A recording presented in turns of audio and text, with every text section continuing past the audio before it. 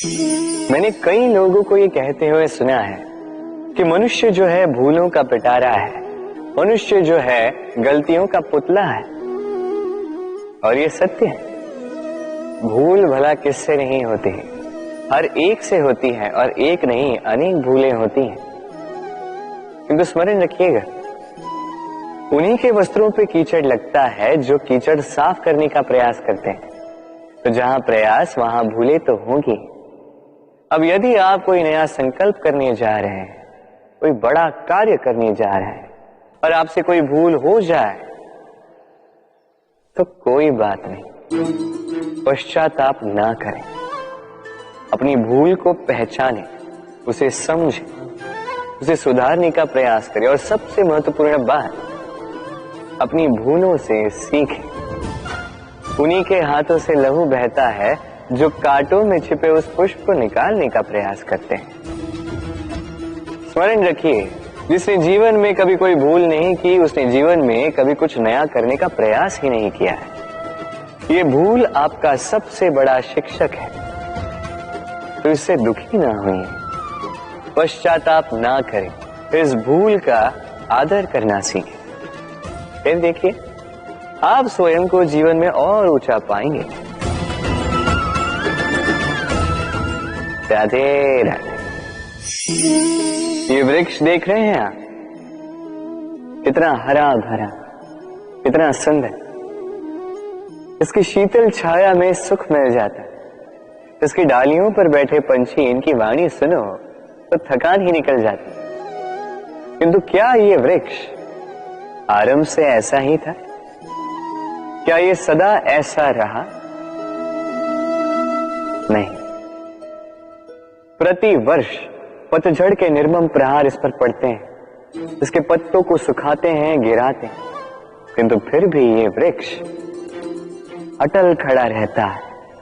और फिर जब वसंत ऋतु आती है, इन्हें नया जीवन दे जाती है। इन पर पुनः नन्ही नन्ही सी कलियां खिलती हैं। इसने पतझड़ का सामना किया, इसलिए आज ये हरा भरा है। इसने पुराने पत्तों का शोक मनाने के स्थान पर परिवर्तन स्वीकार किया, इसलिए आज हमें यह सुख बांट सकता है। स्मरण रखिएगा, अत्यंत महत्वपूर्ण बात, परिवर्तन और पीड़ा, ये संसार के सबसे महान सत्य है। जिसने इन्हें स्वीकार कर लिया, मानो वो धन्य होगी। राधे राधे। आइए, आप सबका स्वागत है। हमारे आसपास ऐसे कई लोग होते हैं जिनमें प्रबल वाक चातुर्य होता है, जो अपने मीठे शब्दों से सबको बांध लेते हैं, और इसीलिए वो आकर्षण का केंद्र भी बन जाते हैं। अब हमारे आसपास ऐसे भी कुछ लोग होते हैं जिनके शब्द हमें चुभते हैं, जिनकी दृष्टि से हम सदैव बचकर निकलना चाहते हैं, है ना? ये शब्द अत्यंत शक्तिशाली होते हैं। यदि ये शब्द नव प्राण फूंक सकते हैं, तो ये शब्द प्राण ले भी सकते हैं। जैसे एक शब्द मंत्र बनकर जीवन तार देता है, वही कोई दूसरा अपशब्द हमें दुख दे देता है, हमारे मन में क्रोध को जगाता है। क्यों? ये हमारे वचन अमूल्य है, ये हमारे शब्द ये ब्रह्म है। तो सोच समझकर मन के तुला में अच्छे से तोल कर इन शब्दों को मुख से निकालिएगा, क्योंकि इन्हीं शब्दों से आरंभ है और इन्हीं शब्दों पे अंत। राधे राधे। सोचिए, मैं क्या कर रहा हूं? मैं स्नान करने का प्रयास कर रहा हूं। इस सरोवर में मैं अपना प्रतिबिंब देख पा रहा हूं। अब यदि मैं अपने मन में ये विचार लाऊं कि मेरे प्रतिबिंब का स्नान करना, इसका अर्थ है मेरे शरीर का स्नान करना, तो क्या ये उचित होगा? क्या ऐसा होता है? नहीं, कदापि नहीं, क्योंकि आपका शरीर आपके वश में। जब तक आप अपना शरीर नहीं भिगाओगे तब तक आपका प्रतिबिंब नहीं भीगेगा। अब आप सोच रहे होंगे कि मैं ऐसी व्यर्थ की बातें कर ही क्यों रहा, क्योंकि इन बातों का नाता है हमारे जीवन में हमारे अनुभव से। हमारे जीवन में ये अनुभव अत्यंत महत्वपूर्ण होते हैं। कुछ लोग ऐसे होते हैं जो संकटों का सामना नहीं करना चाहते, कठिन परिस्थितियों का सामना नहीं करना चाहते, उनसे दूर भागते हैं और साथ ही ये आशा भी करते हैं कि बड़े से बड़े संकट का सामना करने का उनमें अनुभव स्वयं ही आ जाए, वो साहस अपने आप आ जाए। किंतु ऐसा नहीं है, इसलिए संकटों का सामना करें, ना कि उनसे दूर भागे, क्योंकि यह अनुभव बैठे बिठाए तो नहीं आता। इसके लिए आपको उस मार्ग पे चलना होगा जहां संकट है, चुनौतियां हैं, कठिन परिस्थिति है, और इस मार्ग पर निडरता से चलना होगा, इनका सामना करना होगा। फिर देखिए, इस मार्ग में आपकी शक्ति, आपका साहस आपकी प्रतीक्षा कर रहे हैं। राधे राधे। ये मोती देख रहे हैं, शुभ्र, श्वेत, ओजस्वी, और इसे ऐसा ही बनाए रखने के लिए हम क्या कुछ नहीं करते। इसे ऐसे किसी मखमल के वस्त्र में लपेट देते हैं, किसी पिटारे में अच्छे से बंद करके रखते हैं। क्यों? ताकि इस पर खरोच ना आए, ताकि ये मोती टूटे ना, क्योंकि ये अनमोल है। उसी प्रकार है ये दूध फटे ना, इसलिए हम इसे गर्म करके रखते हैं। ग्रीष्म ऋतु में हम इसे शीतल जल में रखते हैं, क्योंकि ये अनमोल है। ये दोनों अनमोल है और इसलिए हम इसे सहेज कर रखते हैं। दूध हमारे तन को और पुष्ट करता है, उसी तन की सुंदरता बढ़ाते हैं ये मोती। अब मोती और दूध की ही भांति होते हैं हमारे अपनों के मन। इन्हें भी हमें सहेज कर रखना चाहिए, इनकी रक्षा भी हमें करनी चाहिए। मीठे वचन, स्नेह, आदर पूर्ण व्यवहार से इन्हें सहेज कर रखें, क्योंकि जैसे एक बार यदि दूध फट जाए तो पुनः उसे ठीक नहीं किया जा सकता। एक बार यदि मोती टूट जाए तो कुछ भी कर लो उसे पुनः नहीं जोड़ा जा सकता। उसी प्रकार एक बार मन में भेद हो जाए तो उसे पुनः पूर्व स्थिति में ले जाना अत्यंत कठिन होता है। मन के मतों में भेद हो सकता है, किंतु मन में भेद नहीं होना चाहिए। इसलिए अपनों के मन सहेज कर रखें, क्योंकि ये अत्यंत अनमोल होते हैं। राधे राधे। कितनी बार ऐसा होता है, आप कोई कार्य करने के लिए इसे किसी को सौंप देते हैं, अब वो व्यक्ति उस कार्य को पूर्ण नहीं कर पाता, अधूरा छोड़ देता है या ठीक से नहीं कर पाता। अब इस परिस्थिति में होता क्या है, आप क्रोधित हो जाते हैं, उस व्यक्ति से रुष्ट हो जाते हैं, उसे डांट लगाते हैं। उसके पश्चात उस कार्य को संपन्न करने के लिए आप स्वयं जुट जाते हैं और अंततः वो कार्य पूर्ण हो ही जाता है। अब इसमें समस्या उस व्यक्ति के प्रयास की नहीं थी, समस्या आपने जो उस व्यक्ति के प्रति आस रखी उसकी थी। हम दूसरों के प्रति अपनी आस को प्रथम सीढ़ी बना लेते हैं और स्वयं पर विश्वास को अंतिम सहारा।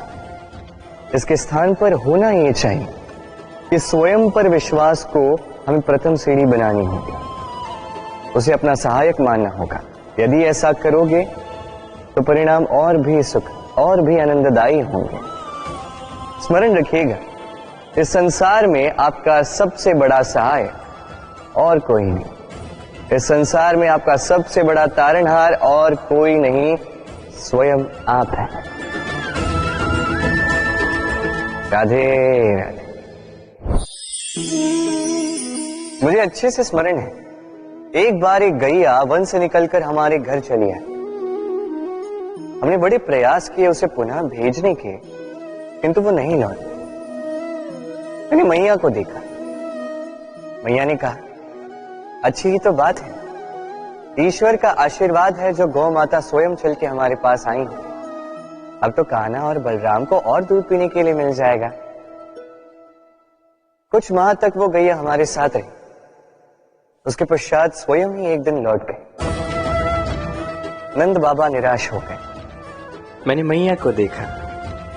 मैया ने कहा, अच्छा ही तो है, अब गोबर उठाने का श्रम नहीं करना होगा। उस दिन मैंने जो सीखा आज आप भी सीख लीजिए कि समस्या परिस्थिति में नहीं, मनस्थिति में होती है। सकारात्मक दृष्टिकोण से हर समस्या को देखिए तो सही, हर समस्या में आपको उसका हल स्वयं मिल जाएगा और कुछ रहेगा तो केवल और केवल आनंद। आइए इसी आनंद के साथ कहें, राधे राधे। चलिए आपसे एक प्रश्न करता हूं, सबसे स्वादिष्ट फल कौन सा है? अब कोई कहेगा आम, तो कोई कहेगा सीताफल, कोई कहेगा अमरूद, और क्यों नहीं, अब प्रत्येक व्यक्ति की अपनी अपनी रुचि है, अपना अपना स्वाद है। कोई ये भी कह सकता है कि भाग्य से जो भी फल मिले वही सबसे अच्छा। अब रुचि चाहे जो भी हो, जैसी भी, सबसे मीठा फल वही जो परिश्रम के पश्चात प्राप्त हो। अब देखिए, तिनका तिनका जोड़कर, पाई पाई जमाकर अपनी स्वयं की एक कुटिया बनाना, उसमें रहना, वाह, इसका आनंद ही कुछ और है। और इसके समक्ष बड़े बड़े महलों का सुख फीका पड़ जाता है। ऐसा क्यों होता है? इसका उत्तर बड़ा ही सीधा साधा है। जब आप परिश्रम करते हैं, मानसिक परिश्रम करते हैं, शारीरिक परिश्रम करते हैं, अपना सारा समय उसमें निवेश करते हैं, निरंतर प्रयास करते हैं, उसके पश्चात आपको यह फल मिलता है, तो इस फल का मूल्य तो आप जानते ही हैं।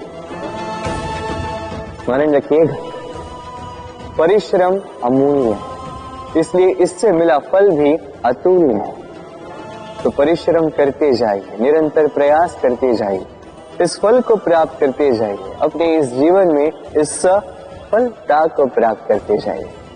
और मेरे साथ प्रेम से कहिए, राधे राधे। लोग कहते हैं संगठन में बहुत शक्ति होती है, और सत्य कहते हैं। अब देखिए, एक उंगली और एक मुट्ठी के बल में कितना अंतर है हम सभी जानते हैं, किंतु एक उंगली आपको उचित मार्ग दिखा सकती है, मुट्ठी मार्ग अवरुद्ध कर सकती है।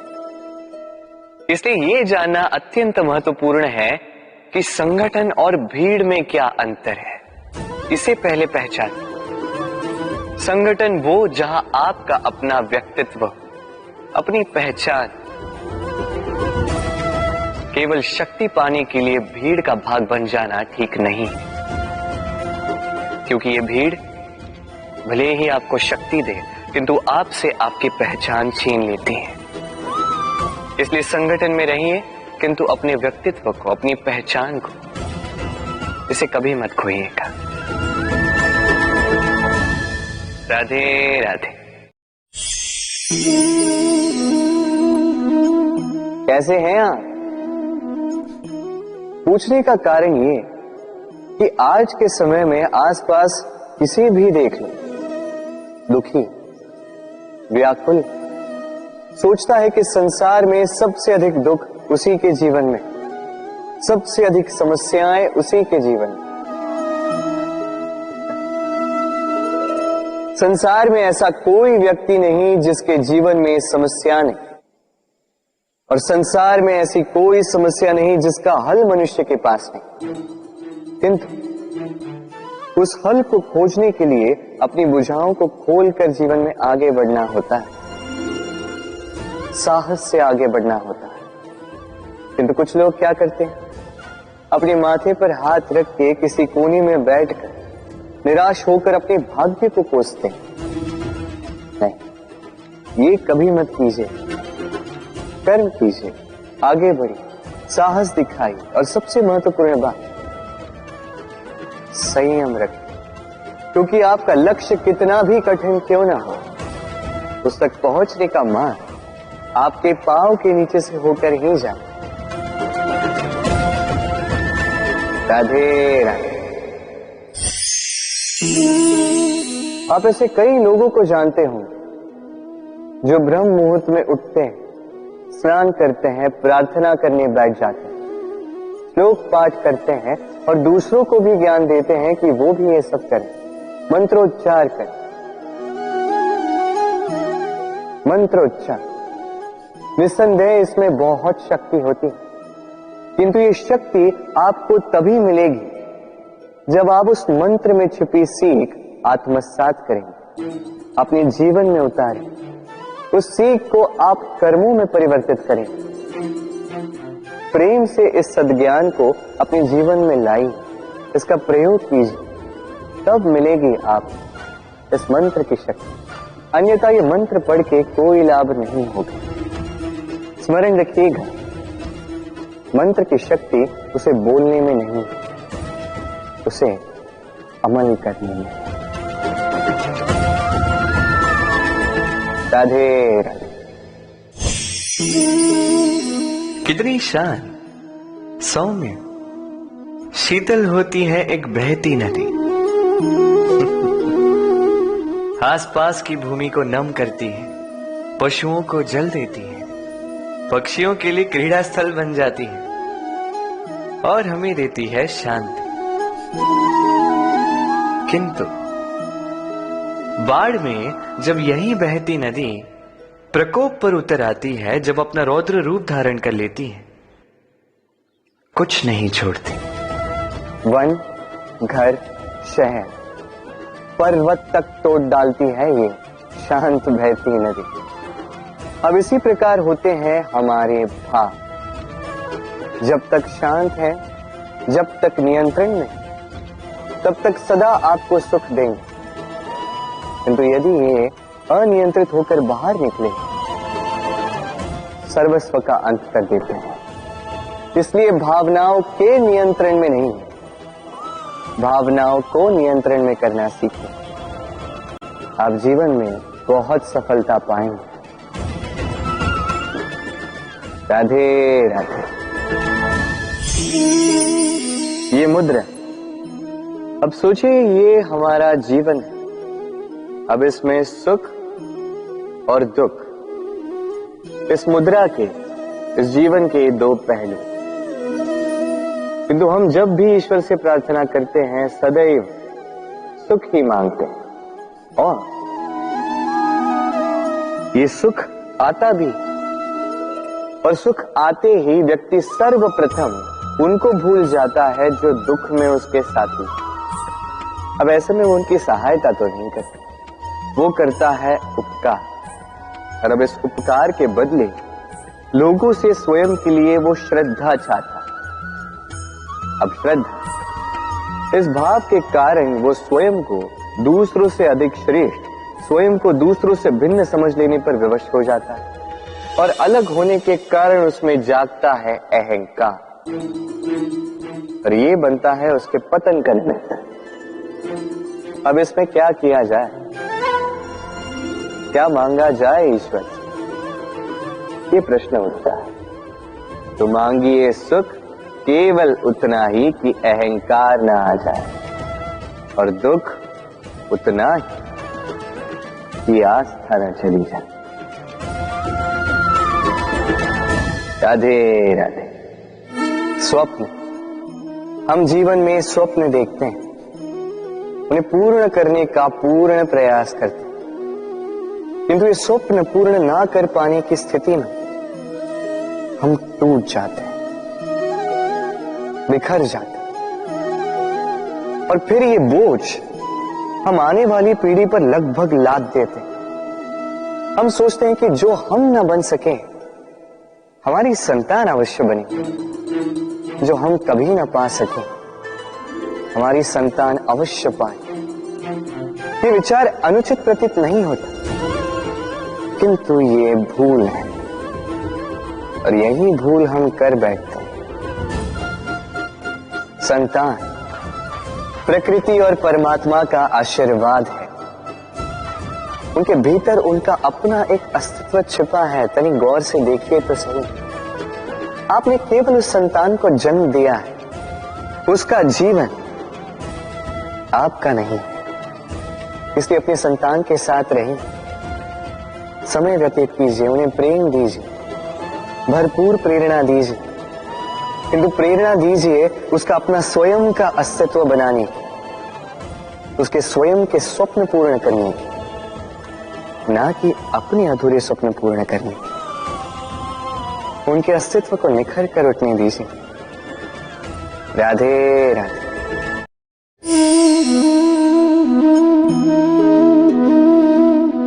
दूध और माखन। यदि मैं आपसे पूछूं कि इन दोनों में संबंध क्या है, आप कहेंगे सरल सी बात है, दूध से ही तो माखन बनता है। यदि मैं आपसे पूछूं कि इन दोनों में अंतर क्या है, तो कोई कहेगा एक तरल है तो दूसरा ठोस, कोई कहेगा एक जनक है तो दूसरी संतान। नहीं, इन दोनों में अंतर है शुद्धता का। माखन दूध से कहीं अधिक शुद्ध होता है। इस बात को कुछ इस प्रकार समझा जा सकता है। यदि कोई कीट आकर उस पात्र में गिरे जिसमें दूध गिरा है, तो आप क्या करते हैं? आप दूध को फेंक देते। किंतु यदि कोई कीट आकर उस पात्र में गिरे जिसमें माखन रखा गया है, तो आप क्या करते हैं? आप उस कीट को निकाल कर फेंक देते हैं।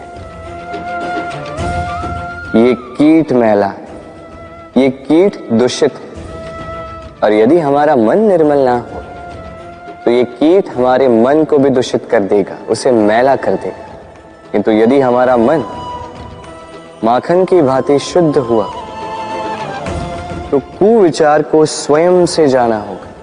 स्मरण रखिएगा, इस संसार में कीट तो रहेंगे, अब दूध बनना है या माखन, निर्णय आपका। राधे राधे। आपने जीवन में कभी न कभी किसी पौधे को जल तो दिया ही होगा।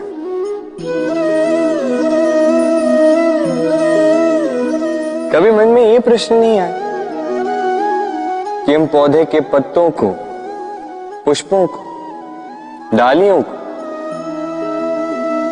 उन्हें तो हम कभी पानी नहीं देते, फिर भी कैसे उन तक पानी पहुंचता है, फिर भी कैसे वो जीवित रहते? आप कहेंगे सरल सी बात है, ये कैसा प्रश्न पूछ रहे हैं? जड़ को पानी दो तो वो पौधे के अंग अंग तक अवश्य ही पहुंचेगा, है ना? कुछ इसी प्रकार होते हैं हमारे कर्म, हमारा प्रेम। यदि निश्चल भाव से कर्म करोगे, सेवा करोगे, तो किसी न किसी रूप में स्वतः परमात्मा तक पहुंचेगा ही। आत्मा के भीतर से प्रेम करोगे, स्वतः छलकेगा ही और दुगना लौट कर भी आएगा, इस पौधे की छाव की भांति। तो मन और आत्मा से कर्म करें, मन और आत्मा से प्रेम करें, आनंद ही आनंद होगा। राधे राधे। इसे कौन नहीं पहचानता? ये है रोटी। यही तो है वो कारण जिसके लिए मनुष्य दिन रात कड़ा परिश्रम करता है। ऐसे देखा जाए, यदि ये रोटी यूं ही मिल जाती तो मनुष्य कदाचित कुछ कार्य ही नहीं करता, कष्ट नहीं करता, जीवन में परिश्रम ही नहीं करता।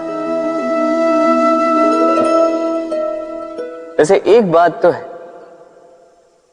ये रोटी केवल भूख ही नहीं मिटाती, जीवन की बड़ी सी बड़ी सीख दे जाती। अब तनिक सोचिए, ये रोटी आपको स्वादिष्ट केवल तभी लगेगी, ये रोटी आपके स्वास्थ्य के लिए अच्छी केवल तभी होगी जब ये दोनों ओर से ठीक से सेकी जाएगी, है ना? हमारे जीवन में संबंध भी कुछ इसी प्रकार होते हैं। यदि दोनों ओर से अच्छे से निभाए जाएं, तभी आपको आनंद देते हैं। इसलिए केवल पाने के लिए आतुर न रहे, लौटाने में भी विश्वास रखें। क्योंकि जब एक संबंध में दोनों ओर से प्रेम होगा, दोनों ओर से करुणा होगी, कुछ करने की चाह होगी, तभी वो संबंध आपको जीवन में आनंद देगा। तो जब जब रोटी खाएं, स्मरण करें कि आपको आपके संबंधों को भी इसी प्रकार मधुर बनाना है। मन प्रसन्न होकर बोलेगा, राधे राधे। सूर्य और चंद्रमा दोनों आकाश के अमित चिन्ह हैं, दोनों प्रकाश देते हैं, किंतु इन दोनों की सदैव तुलना की जाती कि कौन अधिक शीतल है तो कौन अधिक उग्र, कौन अधिक तेजवान है तो कौन अधिक कांतिवान।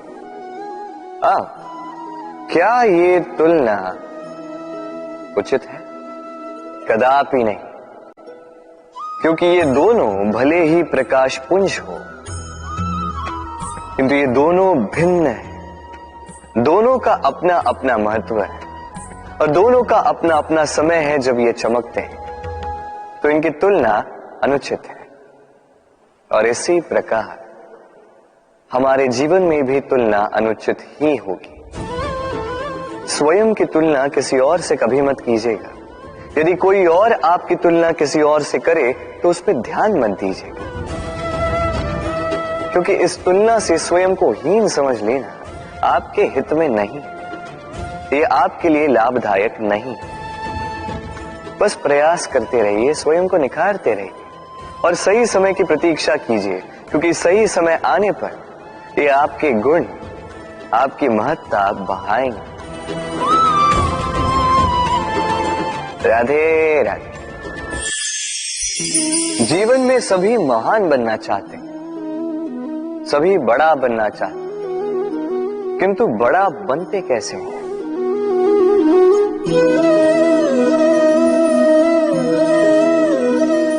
ये मेरे हाथ में क्या है? राई का बीज? नहीं, ये बरगद का बीज, इतना छोटा कि बड़ी सरलता से अन्य बीजों में घुल मिल जाता है, बड़ी सरलता से धरती में समा जाता है। किंतु जब ये वृक्ष बनकर उभरता है, उसके पश्चात जब गिरता है, समस्त वातावरण को हिला देता है। कुछ इस प्रकार बड़ा बनिएगा, बरगद का बीज, बरगद का वृक्ष। और यदि जीवन में आप इसी प्रकार बड़ा बनना चाहते हैं, सर्वप्रथम अपने अहम को, अपने अभिमान को छोटा कर दीजिए, इतना छोटा कि आप सबके साथ बैठ सकें। किंतु भीतर इतना बड़ा बन जाइए कि जब आप उठें कोई और बैठा ना रहे। राधे राधे।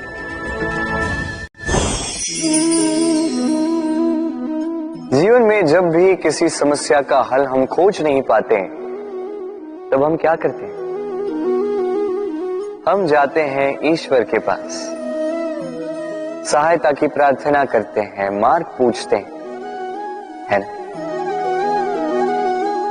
किंतु क्या कभी आपने ये सोचा है कि किसी पत्थर को ईश्वर की मूर्ति बनने के लिए भी कितना परिश्रम करना पड़ता है? कितनी बार हथौड़ों की मार सहनी पड़ती है, छेनी के घाव सहने पड़ते हैं, तब जाकर हमारे समक्ष वो भगवान के रूप में प्रकट होता है। तो जीवन में ऐसी छोटी छोटी बातें ईश्वर से मांगने में अपना समय नष्ट ना करें। प्रयास कीजिए, पुरुषार्थ कीजिए, संघर्ष कीजिए, सब मिलेगा। बस एक महत्वपूर्ण बात स्मरण रखिएगा, बिना परिश्रम के कोई भी महान नहीं बनता। भगवान की मूर्ति भी नहीं। राधे राधे। तितली आकाश में सैर करती है, सुंदर फूलों का रसवादन करती, उन्मुक्त घूमती, किंतु इस पर भी संकट कम नहीं। जैसे कि पतंग, जंतु, ये इसे अपना आहार बना लेते, इनसे इसे सावधान रहना पड़ता है। सत्य तो ये कि तितलियां अधिक सुरक्षित तब होती हैं जब इनके पंख निकले हुए नहीं होते, जब वो अपने खोल में होती है, जब ना किसी की दृष्टि उन पर पड़ती है, ना किसी शत्रु को उसकी घात लगती है, किंतु तब ये बंद होती, अविचल निश्चल होती। इस संसार देखने के लिए, ये सुंदर आकाश पाने के लिए उसे अपनी सुरक्षा क्षेत्र से बाहर आना ही पड़ता। और यही जीवन का नियम मनुष्यों के साथ भी यही होता है। यदि मनुष्य विश्राम और सुरक्षा इनके बंधन ना तोड़े तो वो जीवित तो रहे, किंतु जीवन जी नहीं पाए। क्योंकि यदि जीवन में कुछ बड़ा करना है, कुछ बड़ा पाना, बड़ी ऊंचाइयों तक पहुंचना, तो सर्वप्रथम आपको इस सुरक्षा क्षेत्र से बाहर आना ही होगा, इस आराम को त्यागना ही होगा। तब आपको सफलता मिलेगी और तब आप इन तितलियों की भांति इस आकाश में सैर कर सकते हैं। राधे राधे। दीपक, इस दीपक को प्रज्वलित करने में किसकी आवश्यकता होती है? बाती, घी, चिंगारी, बस नहीं। वास्तविक सत्य तो यह है कि इसको प्रज्वलित करने में वायु का भी योगदान होता है। वायु जो न केवल हमें प्राण देती है, इस अग्नि को भी प्रज्वलित करने में सहायता करती है। अब देखिए,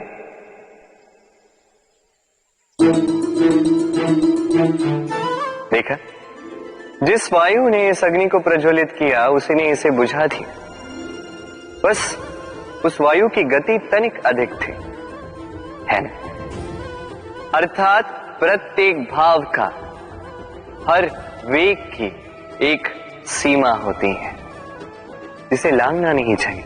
उस सीमा को सदैव स्मरण रखना चाहिए। अब कभी कभी जिनसे हम प्रेम करते हैं, उनकी सहायता करते करते करते करते हम उन्हें दुर्बल बना देते हैं। ये कभी नहीं होना चाहिए। जिनसे आप प्रेम करते हैं उनकी इतनी ही सहायता कीजिए कि वो उनके लिए प्रेरणा बन सके, अन्यथा ये सहायता नहीं होगी, ये उनके लिए शस्त्र बन जाएगा।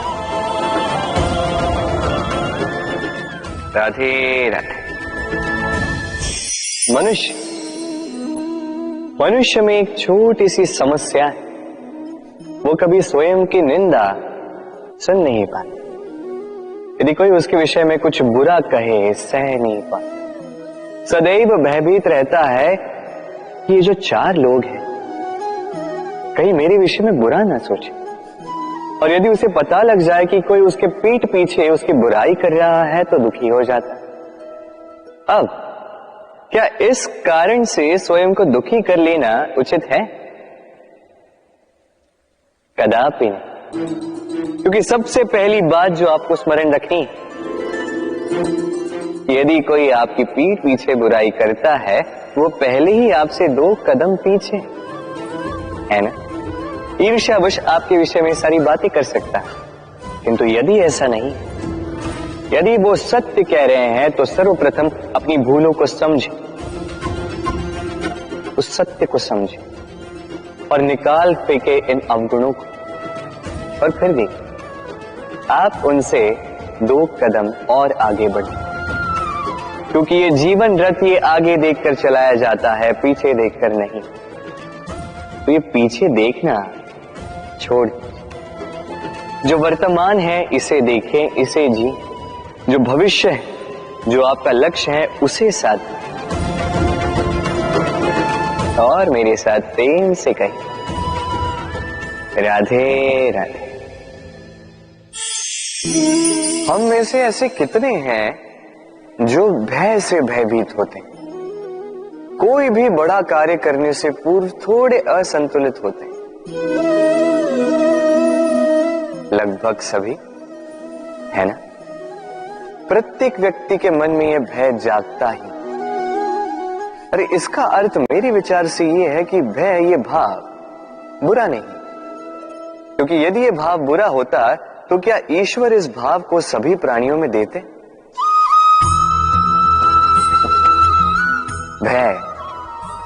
भय ये भाव हमारे लिए अच्छा है, आवश्यक है। स्मरण रखिए, कोई भी कार्य करने से पूर्व यदि मन में भय उत्पन्न हो जाए तो इसका अर्थ ये कि उस कार्य को करने में अनेक संकटों का सामना हमें करना होगा, और इन संकटों का सामना करने के लिए हमें साहसी बनना होगा। बस इतनी सरल सी बात। मन में साहस जगाकर चलिए इस भय की यात्रा, क्योंकि ये भय ही है जो आपको अपने लक्ष्य को पाने की प्रेरणा देगा, आपको शक्ति देगा। तो इस भय से भयभीत मत होइएगा, इस भय को साधिए और मेरे साथ प्रेम से कहिए राधे राधे। मछली जल की रानी कहते हैं इसे, धाराओं के बीच जीने वाली। सहस्त्रों प्रकार की मछलियां होती हैं, किंतु सारी मछलियों में एक समानता अवश्य होती है। जानते हैं वो क्या है? वो ये कि मरी हुई मछली धारा के साथ बह जाती, वही जीवित मछली उस धारा के विरुद्ध तैर सकने में सक्षम होती है। तो प्रेरणा लीजिए उस मछली से जो कठिनाइयों के विरुद्ध खड़े होने का साहस रखती है, जो धारा के विरुद्ध जाने के निरंतर प्रयास करती रहती है। आप भी सुनिए अपने हृदय की पुकार को, सुनिए अपनी मन की पुकार को, और जीवन रूपी धारा को बाधा नहीं, लक्ष्य बनाकर आगे बढ़िए। राधे राधे। प्रेम। दाऊ मुझसे सदैव पूछते हैं कि कान्हा ये प्रेम अंततः है क्या?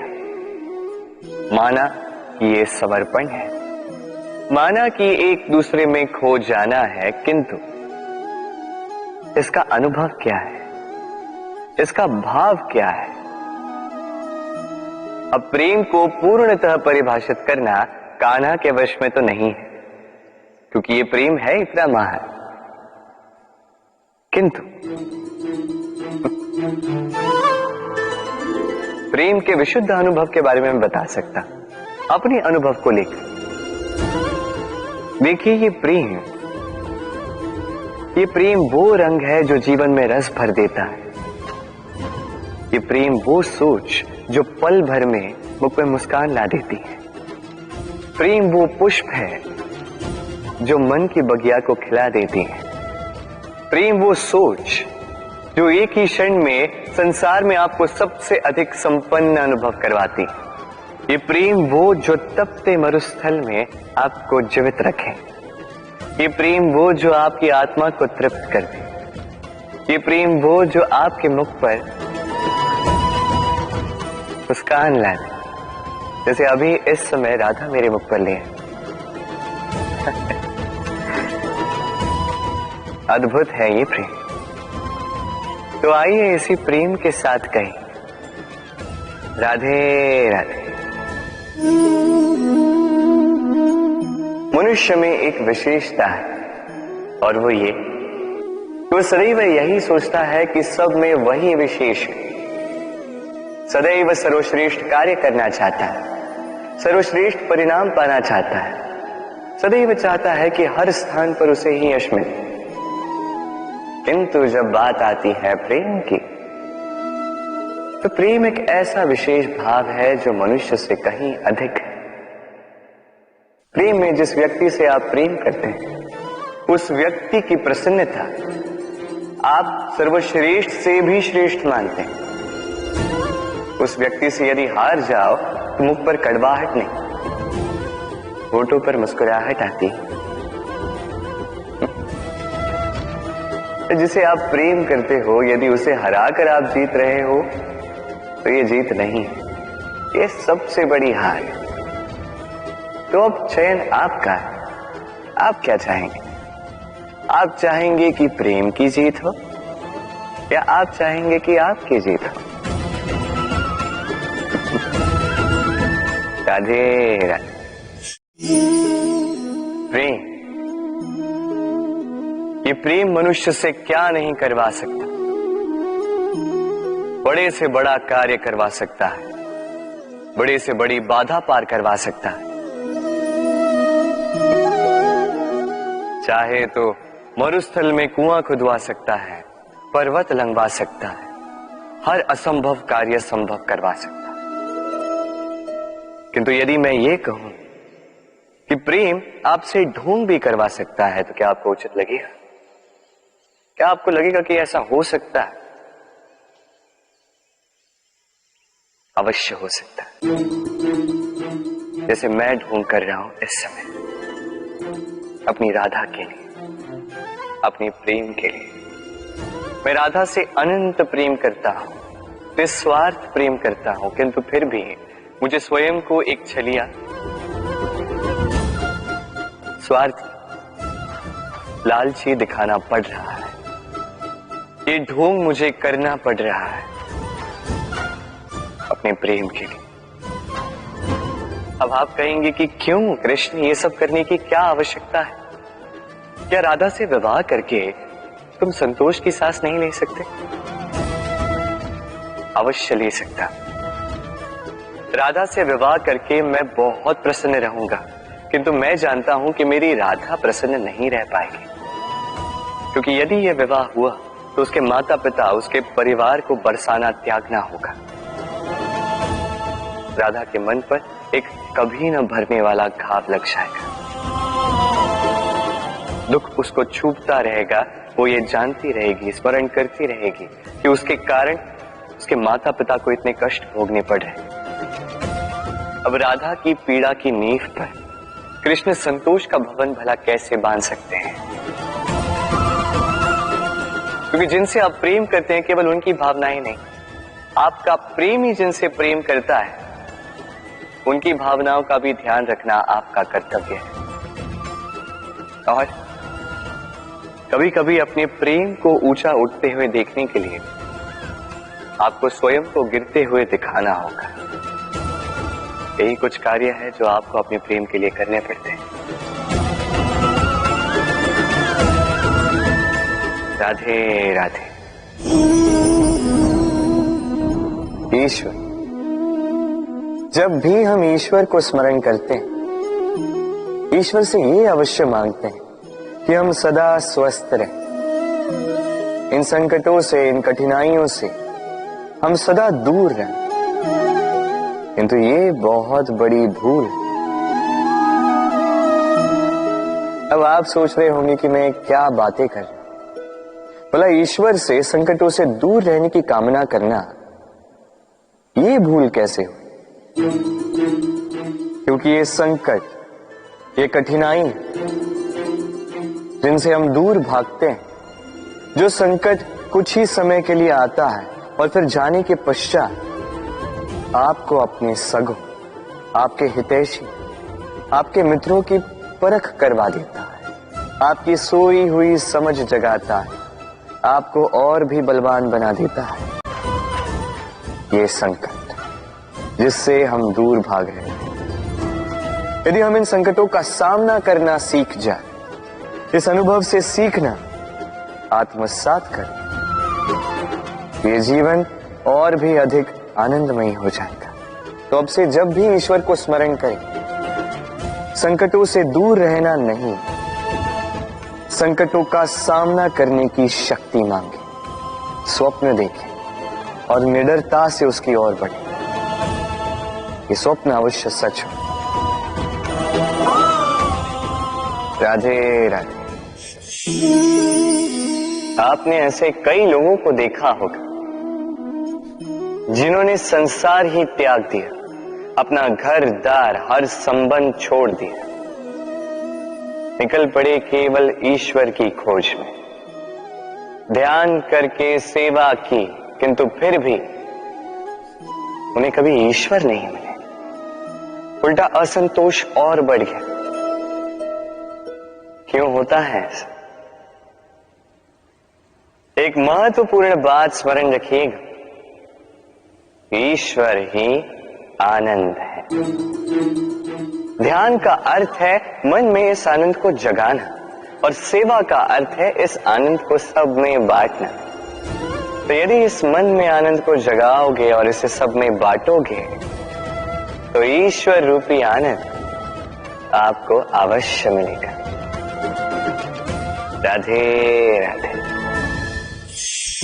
ये संसार, इस संसार के अंत का, इसके विनाश का प्रारंभ कैसे होता है? किसी योग से, किसी भयानक असुर के आगमन से, या प्रकृति के रूठ जाने से? नहीं, इस संसार के विनाश का प्रारंभ होता है मैं से। ये मैं हूं, ये तुम हो, ये मैंने किया है, ये तुमने किया है, ये मेरा है, ये तुम्हारा है, आदि इत्यादि। ये भाव जब मन में घर कर लेता है, सर्वप्रथम घर बंटता है, फिर बस्ती, फिर प्राण, और फिर देह, और अंत में समस्त संसार बंट जाता है। और ये बंटवारा कहीं न कहीं मन मोटाव कर ही देता है। अब ऐसे में क्या किया जाए? कैसे बचा जाए इस नाश से? कैसे दूर हुआ जाए इस विनाश से? उत्तर एक ही है, करुणा। एक दूसरे की आवश्यकताओं को समझे, एक दूसरे की समस्याओं को समझे, एक दूसरे के दुख में साथी बने, एक दूसरे के सुख में भागी बने। और अंत में जब ये मैं हम में परिवर्तित होगा, तब ये विनाश स्वयं ही दूर होता जाएगा। तो इस हम में विश्वास रखें और मेरे साथ प्रेम से कहें, राधे राधे। वर्षा में कई बार आपने इंद्रधनुष देखा होगा, सतरंगा, मन भाव। पहला प्रश्न, ये इंद्रधनुष बनता कैसे? होता यूं है कि जब वर्षा की बूंदों से प्रकाश होकर निकलता है, तब वो अपने वास्तविक 7 रंगों में विघटित हो जाता है, और तब हम इस इंद्रधनुष को देख पाते हैं। दूसरा प्रश्न, ये इंद्रधनुष वर्षा की बूंदों से ही क्यों बनता है? कारण है शुद्धता। वर्षा की बूंदें शुद्ध होती हैं, आकाश से धरती की ओर गिरती हैं, किंतु स्वयं के लिए नहीं, धरती की प्यास बुझाने के लिए। और इसीलिए तो प्रकाश जैसी वेगवान तरंगों को विघटित कर जाती है, उसकी वास्तविकता सामने लाती है। यदि आप भी शुद्ध मन से परोपकार करोगे, औरों के लिए जियोगे, तो विश्वास कीजिए, कोई आपको छल नहीं पाएगा। बड़े से बड़ा प्रहार टूट जाएगा यदि आपके मन में प्रेम की शुद्धता है। राधे राधे।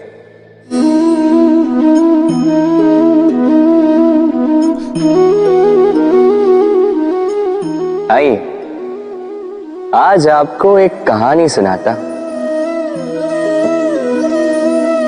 एक बार एक नेत्रहीन व्यक्ति गया मंदिर, ईश्वर के दर्शन प्राप्त करने। अब जब वहां उपस्थित लोगों को यह ज्ञात हुआ कि यह व्यक्ति नेत्रहीन है, तो कुछ लोगों ने उसका उपहास उड़ाना प्रारंभ कर दिया।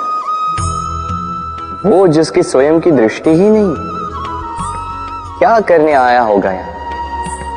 कदाचित ईश्वर से शिकायत करने आया होगा कि क्यों आपने मुझसे मेरी दृष्टि छीन ली।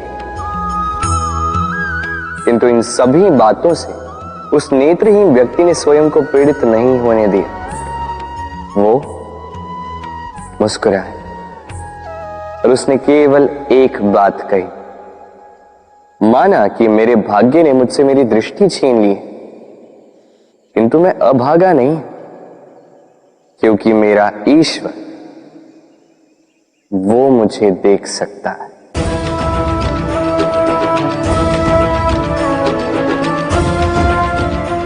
स्मरण रखिएगा, दृष्टि नहीं दृष्टिकोण आवश्यक है।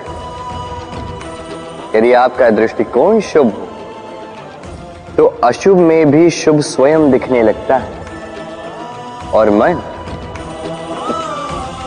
प्रसन्न होकर कहता है, राधे राधे।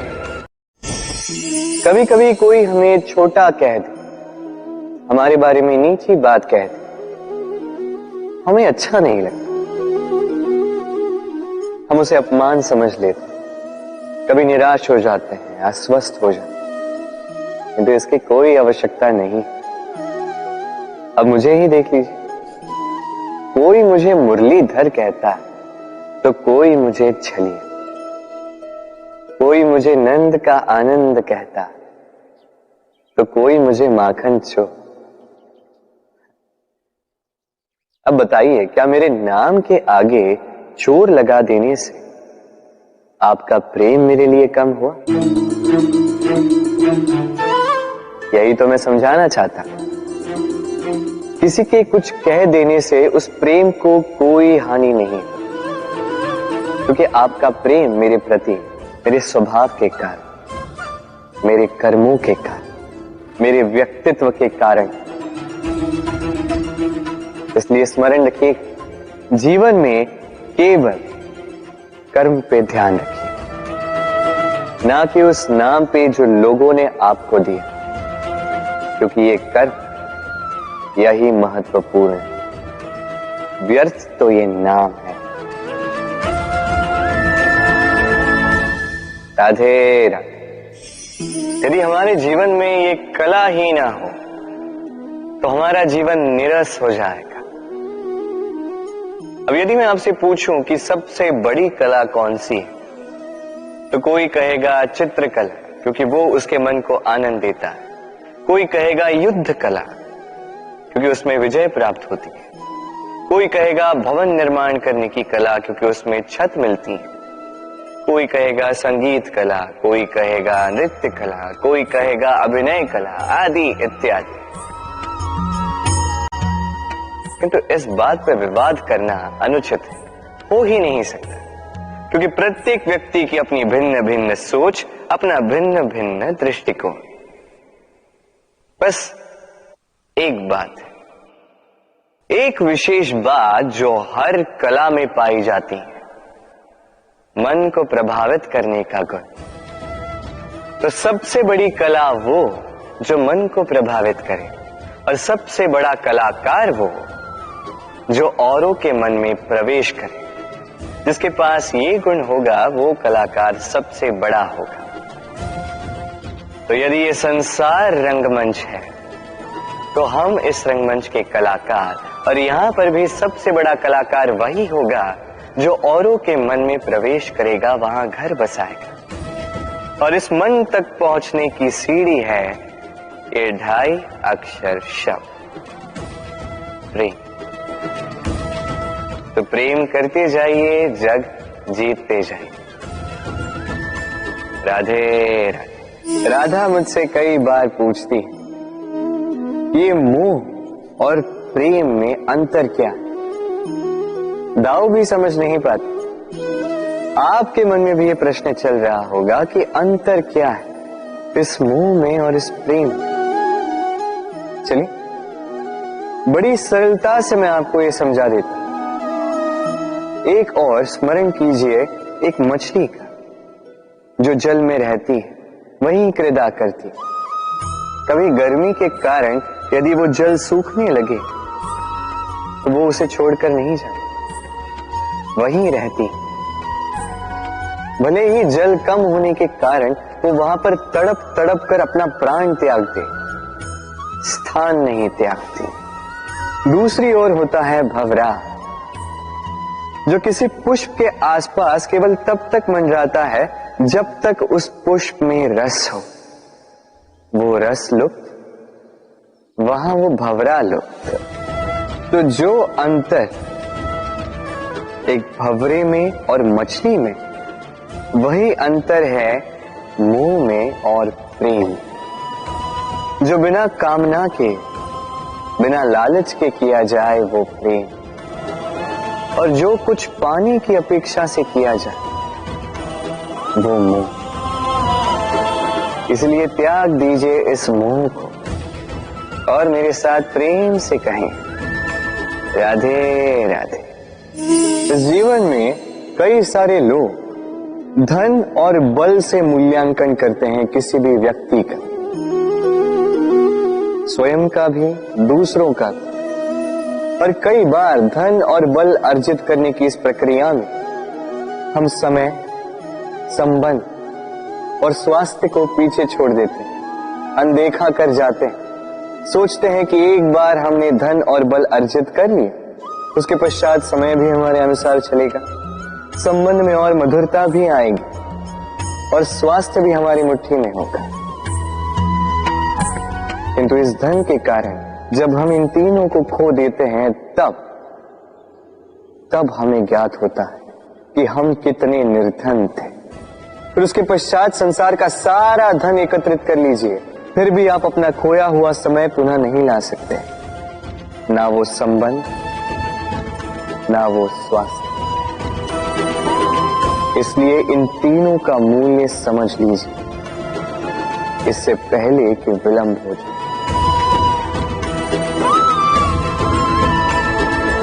राधे राधे।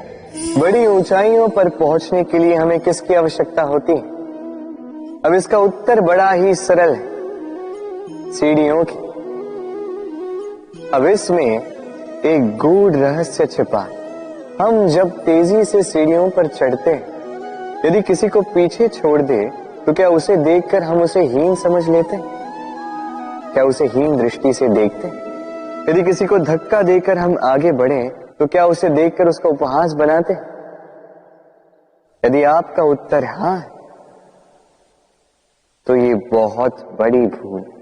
आप सीढ़ियों में जिनसे भी मिले, मधुर संबंध बनाए रखिए, स्नेहपूर्वक व्यवहार रखिएगा, विनम्र रहिएगा, क्योंकि जिस सीढ़ी से आप चढ़ रहे हैं, स्मरण रखिएगा, उसी सीढ़ी से पुनः आपको नीचे भी उतरना है। यदि ये सीढ़ी ही ना रही तो अपनी विजय का उत्सव अवश्य मनाएं, किंतु जो पीछे छूट जाए उसका उपहास कभी मत बनाएं। राधे राधे। जीवन है तो लक्ष्य तो होंगे, यदि लक्ष्य है तो मार्ग तो होंगे, यदि मार्ग है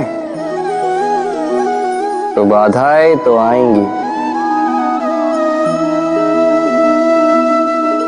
और इसी पर निर्धारित है कि हम जीवन में सफल होंगे या असफल, यश के भागी होंगे या तिरस्कार के। मान लीजिए आपको एक कार्य करना, आपको पर्वत पर चढ़ना। अब मार्ग के फिसलन आपको कई बार गिराए, चट्टाने आपको कई बार चोट दें। अब ऐसे में करेंगे क्या? सामान्य व्यक्ति चुनता है प्रतिकार, उस पर्वत को ही नष्ट कर देने का विचार करता है, उसकी नींव को ही खोद देने का विचार करता है। किंतु पर्वत को तो कोई नष्ट ना कर पाए, तो असफलता के साथ साथ अपयश का भी भागी बन जाता है। दूसरा मार्ग है परिवर्तन। यदि आप उस पर्वत को खोदने के स्थान पर उस पर सीढ़ियां बना दे,